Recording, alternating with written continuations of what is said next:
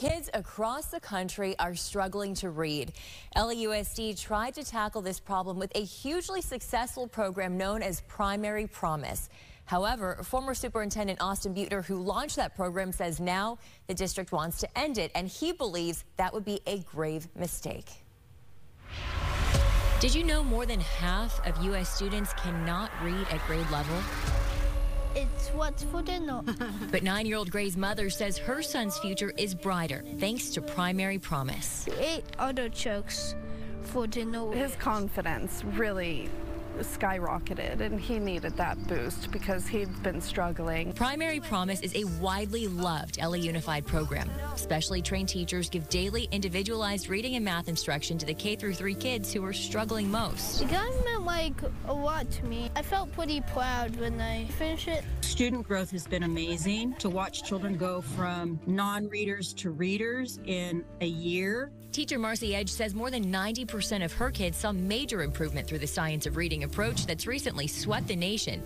That's why she was shocked to learn her role would be discontinued. It's very tearful to go. Very hard.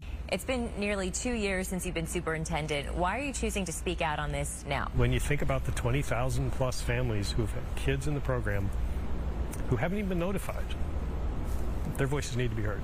You didn't hear about the cutting of this program from this district? No. Former LAUSD Superintendent Austin Buettner launched Primary Promise 3 years ago. As an effort to tackle what I think is the holy grail in public education, early literacy. It is the single most important thing we do for children. He says his successor, Alberto Cavallo, is dismantling Primary Promise, drawing ire from LA's largest parent-led group. Keep a program that works. Parent and teacher Pamela Cohen says kids like her son, who's dyslexic, need early intervention. These cuts are happening at the peril of our students. Carvalho citing budget concerns since Primary Promise's $134 million price tag was funded by one-time federal COVID dollars. The entirety of the funding assigned to Primary Promise sunsets September of 2024. This is well less than 1% of LA Unified's budget. The school district continues to invest in so-called acceleration days, where some students come for an extra day of school. Those cost more. There have been no reported results, even for attendance. We are protecting a best practice, but it keeps being portrayed